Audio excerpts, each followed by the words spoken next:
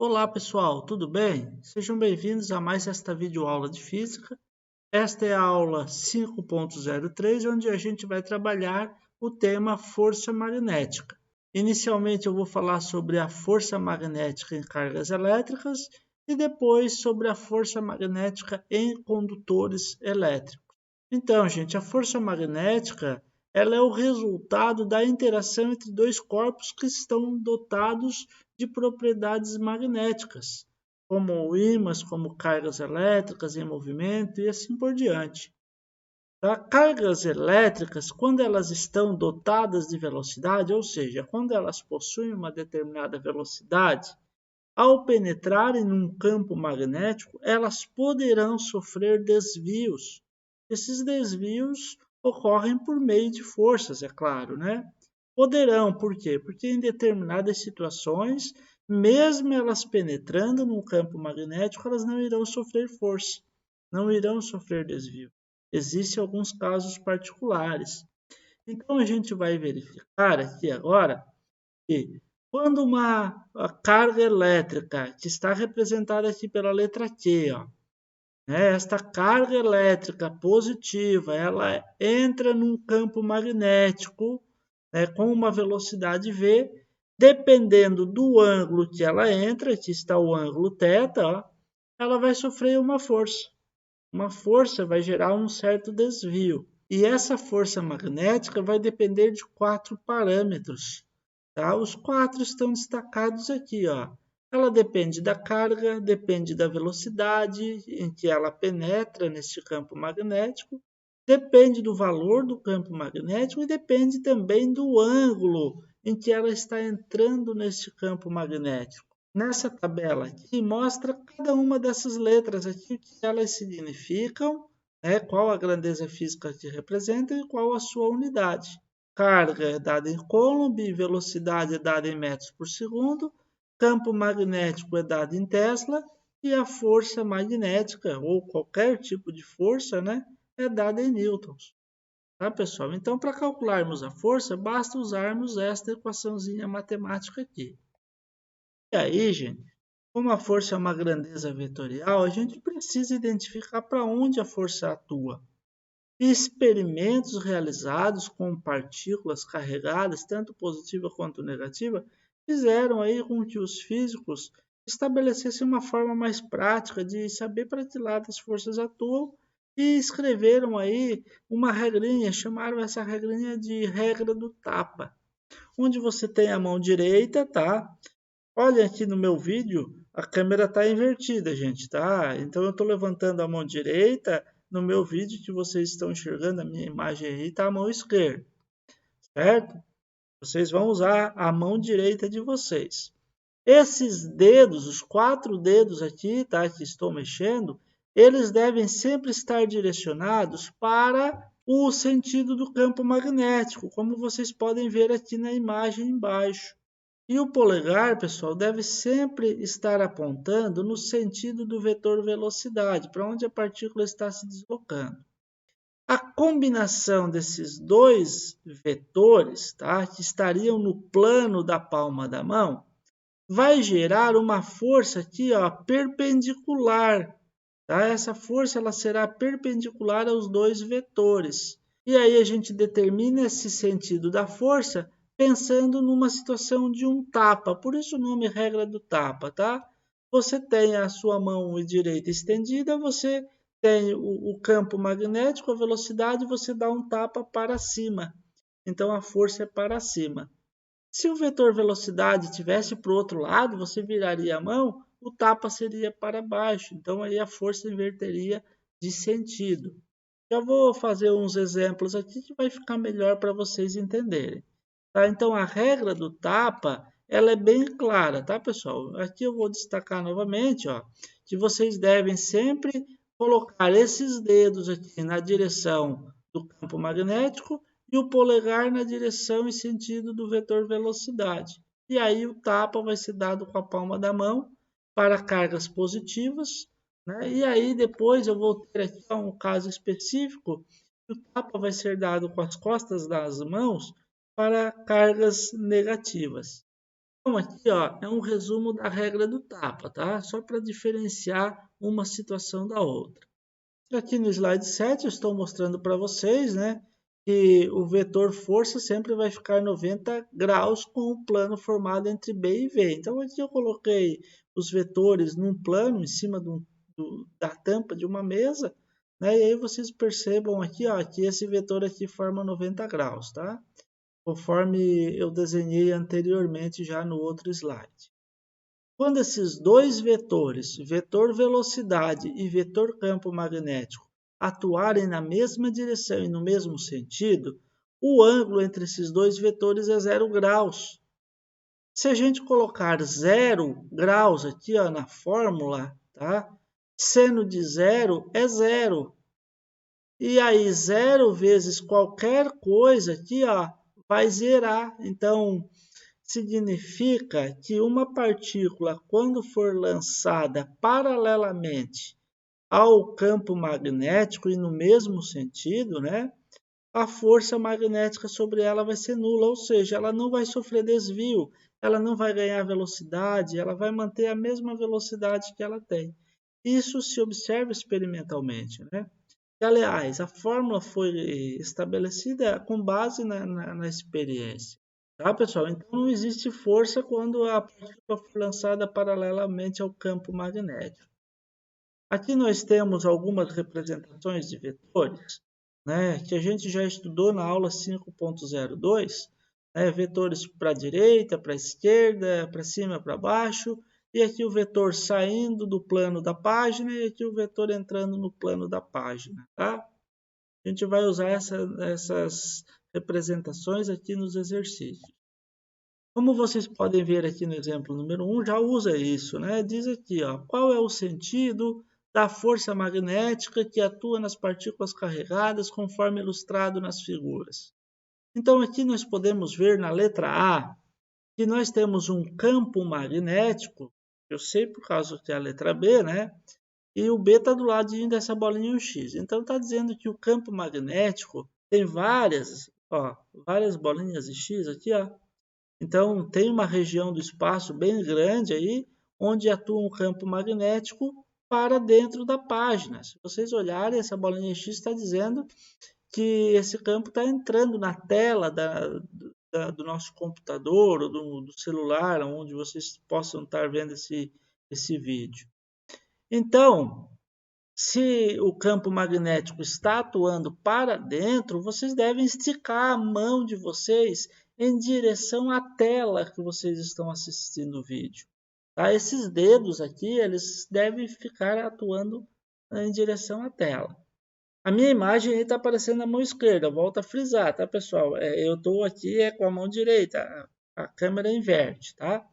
Mas estiquem a mão direita de vocês, apontem para a tela do computador e o polegar de vocês coloquem ele direcionado no sentido para a direita ali, porque o vetor velocidade, né? Aqui, como vocês podem ver, está para a direita. Então, basicamente, vocês vão ter a mão de vocês esticada para frente da tela com o polegar à direita. E aí o tapa que vocês dariam seria um tapa para cima. Logo, esta partícula aqui, ó, ela vai sofrer uma força para cima. Tá, pessoal? É bem simples. Tá? Aqui, como é que eu colocaria a mão nesse caso da letra B? Tá, pessoal? Bom, o campo magnético está entrando na tela, então eu tenho que esticar a mão. Só que agora eu não coloco o polegar para a direita, como vocês estão vendo no vídeo. Eu vou fazer uma rotação aqui de 90 graus na minha mão, de tal forma que o meu braço está esticado para frente, tá? A mão está aberta e o polegar está para o alto, né, da minha tela do computador. E aí o meu tapa vai atuar para a esquerda. A palma da mão, se eu fosse dar um tapa, eu daria para a esquerda. Então essa partícula aqui vai sofrer uma força magnética para cá, ó. Então está aí a letra B. Aqui nesta letra C, vocês podem observar que o campo magnético ele está atuando para a direita, certo? Então, o que vocês vão ter que fazer? Vocês vão ter que ficar de lado com a tela do seu computador. Então, vou me mover aqui para o lado. Vocês vão botar a mão para o lado direito aí, como o vídeo, tá? E aí o polegar de vocês, tá, vai ter que estar direcionado para dentro da tela. Por que isso? Porque você está vendo aqui, ó, uma bolinha e um X, tá? E o vetor velocidade, representado pela letra V. Então você vai pôr a mão assim e você vai ter a força magnética atuando para baixo. Então, nesse caso, a força magnética ela atuaria aqui para baixo, tá, pessoal? E na letra D, pessoal, a gente tem aqui uma partícula negativa. Então, o tapa vai ser dado com as costas da mão. Então, vocês vão esticar o braço de vocês para o lado direito. Por quê? Porque a mão vai ter que estar apontando com os 4 dedos para a direita, né? Então, você vai esticar seu braço para a direita. E o vetor velocidade, pessoal, o polegar tem que estar saindo da tela do seu computador. Então, você vai fazer um giro, você está com a tela na sua frente, você vai girar de lado para o lado direito e vai esticar sua mão assim, como eu estou esticando. Ó. E aí o teu polegar está saindo da tela e os teus dedos estão indo para o lado direito da tela. O seu tapa seria dado para cima para uma partícula positiva, mas você dá o tapa com as costas da mão porque trata-se de uma partícula negativa. Tá? Então, essa partícula ela vai sofrer uma força magnética, tá? Para baixo também. Gente, então, aqui no exemplo número 1, a gente tem isso, tá? Então, aqui são os valores representados. Eu posso dizer para vocês que a maior dificuldade é saber para onde atua a força, tá, pessoal? Porque calcular a força é bem simples. É só aplicar a fórmula que a gente apresentou anteriormente, tá? Então, diz assim no exemplo número 2 que uma partícula com carga elétrica, então a carga é representada pela letra Q, lançada com velocidade, então a velocidade está aqui, né? É representada pela letra V, em um campo magnético em intensidade de 1,5 Tesla. Então, isso aqui é o B, é o valor do campo magnético. E aí o problema diz que o ângulo, tá, gente, entre os vetores V e B é de 30 graus. Então, aqui é o nosso ângulo θ. Calcule a intensidade da força magnética que atua sobre esta carga. Então, a gente pode anotar esses dados rapidamente. Então, a carga é menos 4 vezes 10 na menos 19. A velocidade é 3 vezes 10 na 5. O campo magnético tem 1,5 Tesla. E o ângulo θ é de 30 graus. Eu quero calcular a força magnética. Então, para calcular esta força magnética, a gente vai substituir os valores aqui dentro, né? Então, primeiramente, a carga é 4,10 na menos 19. Eu estou usando aqui em módulo, tá? Por isso essas duas barrinhas aqui, ó. A velocidade é 3 vezes 10 na 5. O campo magnético é 1,5 vezes o seno de 30 graus. Nós sabemos, pessoal, que o seno de 30 é 0,5. A força magnética, então, pessoal, ela vai ser dada por 4 vezes 3, 12. 12 vezes 1,5 é 18. 18 vezes 0,5 é 9. E aí? Aqui nós temos 10 na menos 19 e 10 na 5. Você conserva a base, tá? E somos expoentes. Menos 19 mais 5. A força magnética, então, vai ser 9 vezes 10 na menos 14 newtons, que é a unidade de força. Então, está aqui o valor da força que atua na partícula. Trago aqui como observação, pessoal, que caso a partícula seja deslocada perpendicularmente ao campo magnético, então aqui, ó, nós teríamos um campo magnético e aqui uma partícula que está se deslocando nesse sentido, né? 90 graus aqui com relação ao campo. Pelo fato do ângulo ser 90, seno de 90 é 1. E aí eu teria 1 vezes qualquer letra aqui, ficaria dado simplesmente por QVB. Ou seja, essa aqui é a máxima força possível que pode existir sobre uma força, tá? Quando ela entra num campo magnético. Então, sempre que entrar 90 graus, ela vai ter a máxima força possível. Em contrapartida, sempre que entrar em 0 graus, ela não vai ter força. E ângulos intermediários, a força vai aumentando. Uma questão importante também no movimento das partículas em campos magnéticos é que quando ela entra em 90 graus, ela acaba descrevendo, tá, uma trajetória circular. Olha na animação que está apresentada para você. Por que é a trajetória circular? Tá, pessoal? Por que vai acontecer isso? Bem simples de a gente entender. Quando a partícula está aqui nesta posição número 1, o campo magnético está representado aqui por essas setinhas aqui, né? A bolinha e um xizinho.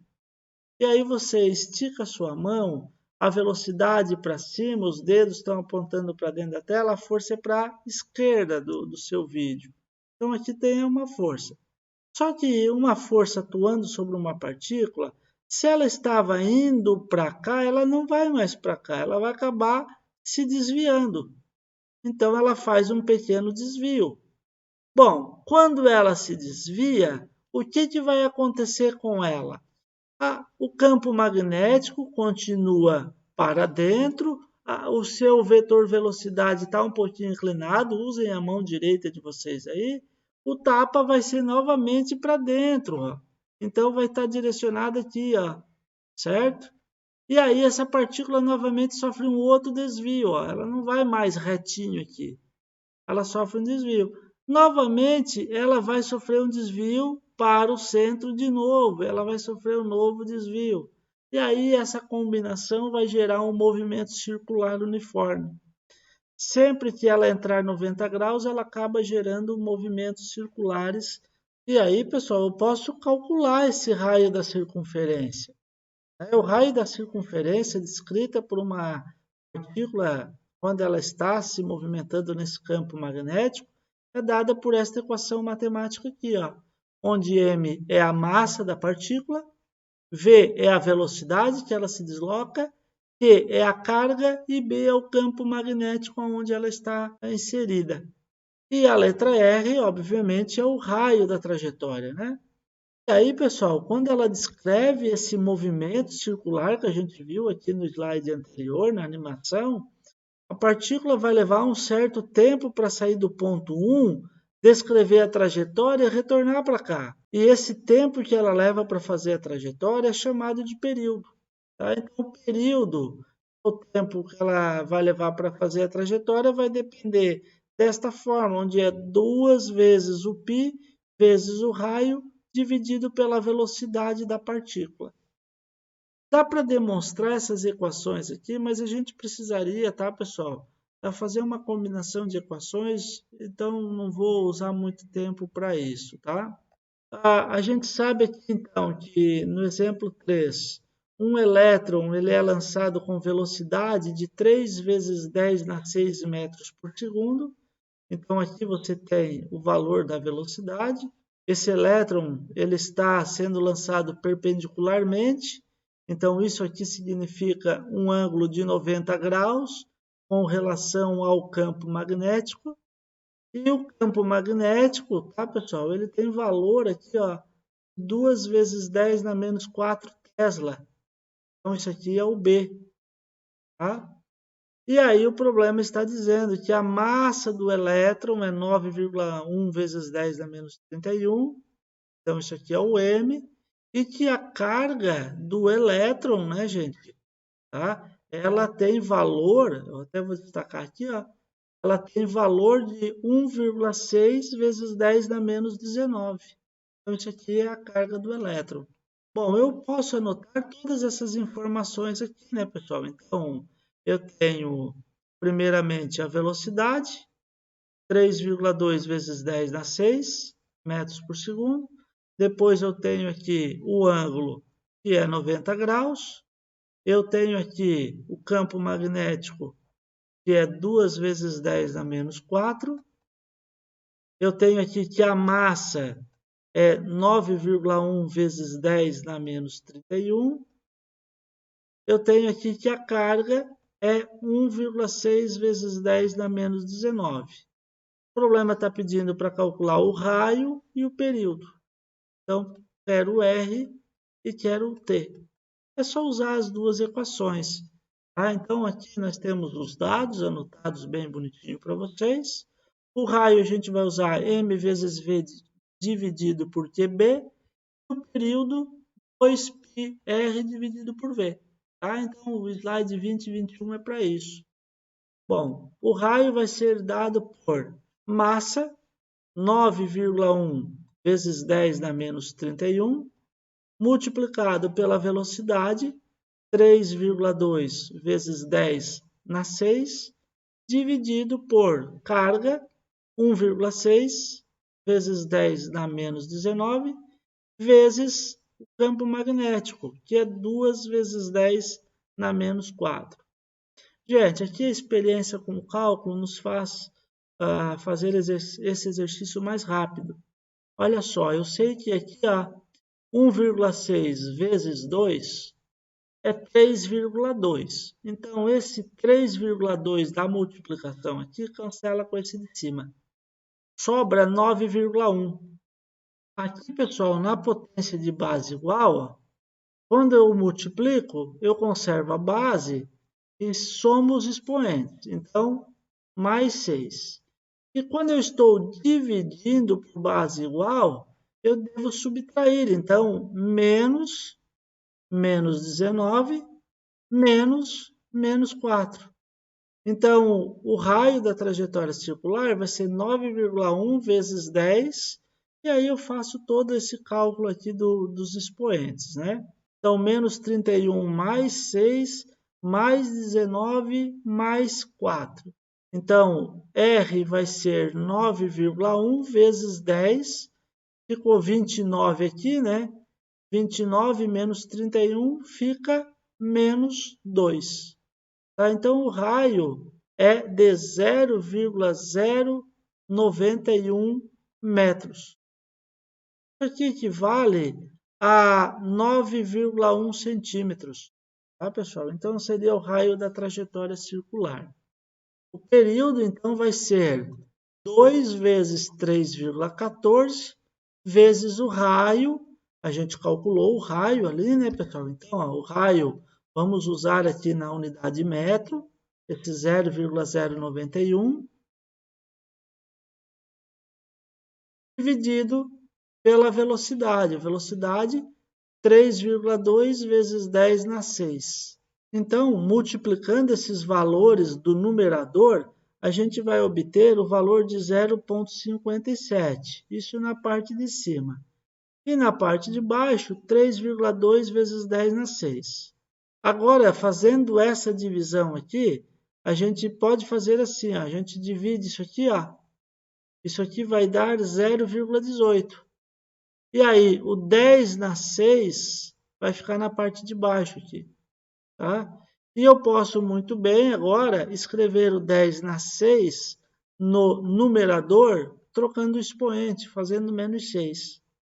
Certo? E aí eu posso ainda passar a vírgula para cá, uma casa, e ficar com 1,8 vezes 10 na menos 7 segundos. Esta aqui é a resposta do nosso problema. Aqui eu trago para vocês um detalhezinho, só para a gente não achar que sempre será uma trajetória circular. Né? A gente sabe que a trajetória circular ela ocorre quando a partícula penetra com um ângulo de 90 graus. Se ela penetrar com um ângulo diferente de 90 graus, o que vai acontecer com ela? Bom, toda velocidade que é inclinada aqui, ela pode ser decomposta em dois vetores. Ela pode ser decomposta num vetor horizontal, tá? Uma parcela da velocidade é usada para a partícula se mover na direção horizontal e outra parte é usada para ela se mover na perpendicular ao campo magnético. Essa parte da velocidade perpendicular é responsável pela partícula de ficar realizando um círculo, uma trajetória circular. E essa parte da velocidade faz com que ela se desloque para cá. Então, quando uma partícula tem essa combinação dos dois movimentos, ela vai tentar fazer o círculo, só que ela não fecha o círculo no mesmo ponto. E aí ela acaba deslocando aqui, ó, fazendo uma hélice. É esse o movimento da partícula quando o ângulo é diferente de 90 graus. E é claro, pessoal, que se a partícula fosse lançada com velocidade paralela ao campo magnético, ela não descreve nem movimento de hélice, nem movimento circular. Ela acaba desenvolvendo um movimento retilíneo uniforme. Por quê? Porque a força, nesse caso, ela seria PVB seno de 0 graus. E seno de zero é zero. E aí a força seria zero. Logo, se não tem força, a velocidade continua a mesma. Então, o movimento seria retilíneo e uniforme. O que eu tratei até agora foi a força magnética e cargas elétricas. Agora a gente vai ver que os fios, quando estão colocados dentro de campos magnéticos, eles sofrem forças magnéticas. Então, quando um fio aqui, ó, é percorrido por uma corrente elétrica, como ilustrado aqui na figura, e esse fio estando imerso num campo magnético, ele vai sofrer uma força de origem magnética. Esta força é calculada por esta equação aqui, gente, ó, π seno de θ, onde B é o valor do campo magnético, I é o valor da corrente que passa pelo fio, e L é o comprimento do fio que está imerso dentro do campo magnético. Tá? E θ, o que seria? O θ seria a posição do fio em relação ao campo magnético, o ângulo do fio em relação a B. Nesse caso aqui, pessoal, ó, a gente olha por essa figura, né? A gente sabe que o B, aqui, ó, ele está apontando para dentro da tela do nosso computador ou do celular, né? Conforme esse desenho aqui, bola X. Se eu pegar aqui as duas canetas que eu tenho na mão aqui, né? Uma está apontando para dentro da tela e o fio está ao contrário, ó, o fio está para a direita. Então, vocês olhem que essas duas canetas formam entre si 90 graus. Tá? Então, esse vetor aqui, ó, o vetor B e o fio formam entre si um ângulo de 90. E aí eu teria aqui, né, que substituir lá nos cálculos o 90 graus aqui, ó, no lugar do θ. Então, não tem nada de difícil aqui também para fazer os cálculos, tá? Para a gente saber o sentido da força magnética, basta também usar a regra do tapa, só que agora, ao invés de usar aqui, ó, o vetor V de velocidade, né, não é mais uma partícula carregada, tá? É um fio condutor. Aqui a gente vai então usar o I para corrente elétrica. E aí o tapa dado com a palma da mão vai indicar o sentido da força magnética. Bom, então diz o problema número 4 assim: um campo magnético uniforme e horizontal é capaz de impedir a queda de um fio condutor de comprimento 0,25 metros e massa 6 vezes 10 na menos 3 quilogramas. Esse fio, conforme está na figura ali, né? Ele é horizontal e perpendicular ao campo magnético, ou seja, as linhas de indução do campo, né? Quando por ele passa uma corrente de 8 amperes. Admitindo que a gravidade vale 10, determine a intensidade do vetor campo magnético. Bom, gente, aqui nós temos algumas informações, né, que eu já até destaquei aqui, né? Então, o problema está dizendo aqui, ó, que esse 0,25 metros é o comprimento do fio, tá? O comprimento do fio é o L, 0,25 metros. Ele está dizendo que a massa do fio é 6 vezes 10 na menos 3 quilogramas. Ele está dizendo também que a corrente elétrica é de 8 amperes, tá? Então, aqui, ó, a corrente é 8. E aí o problema também diz que a gravidade vale 10 metros por segundo ao quadrado. Ele pede para determinar o valor, né? A intensidade significa o valor do vetor campo magnético. Então, é saber quanto teria aqui de campo capaz de fazer com que esse fio não caísse? Bom, gente, para esse fio não cair, é necessário duas coisas. Imagine uma caneta. Eu consigo deixar essa caneta parada no ar? Não. A menos que tenha alguma força de sustentação para cima. Esse fio é a mesma coisa, tá, gente? Ele tem o seu peso. O peso atua puxando para baixo. Se tiver alguma coisa sustentando para cima, esse fio não vai cair. Então, o problema está dizendo que é para calcular o valor do campo magnético que não permitiria que esse fio caísse. Mas será que realmente a força magnética atua para cima? Essa é uma pergunta que vocês podem estar imaginando aí. E eu vou responder que sim. Por quê? Porque vocês devem pegar a mão direita de vocês, tá, pessoal? E fazer o seguinte: olha só, o campo magnético está atuando para dentro da tela. Então a mão vai apontar para a tela do computador. O polegar de vocês vai ter que estar atuando para a direita. Então estiquem a mão com a palma para cima, tá? E o polegar para a direita da tela. Vocês vão ver que a força magnética seria dada pelo tapa, e o tapa é para cima. Tá? Então, aí mostra para a gente. Então, pessoal, se essa força magnética tiver a mesma intensidade da força-peso, esse fio não vai cair. Tá? Então, a lógica para resolver esse problema é esse. Você sabe que para não cair, tá? É necessário que a força magnética seja igual ao peso. E aí a força magnética, a gente sabe, né? A fórmula é bio seno θ. E o peso, vocês sabem que é dado por m vezes g. Então, para calcular esse campo magnético, é necessário que a gente saiba o valor da corrente, o valor do comprimento do fio, o ângulo, tá? A massa do fio e a gravidade. Tá? Então, a gravidade está aqui. Eu tenho essas informações todas, tá, gente? Então, vamos ter que o campo magnético vai ser mg dividido por I vezes L vezes seno de θ. Bom, eu posso substituir os dados aqui, né? E fazer o meu cálculo, tá? Eu vou puxar uma setinha aqui para cima, tá, pessoal? Então, o campo magnético vai ser dado por 6 vezes 10 na menos 3, multiplicado pela gravidade, que tem valor 10, conforme o problema forneceu.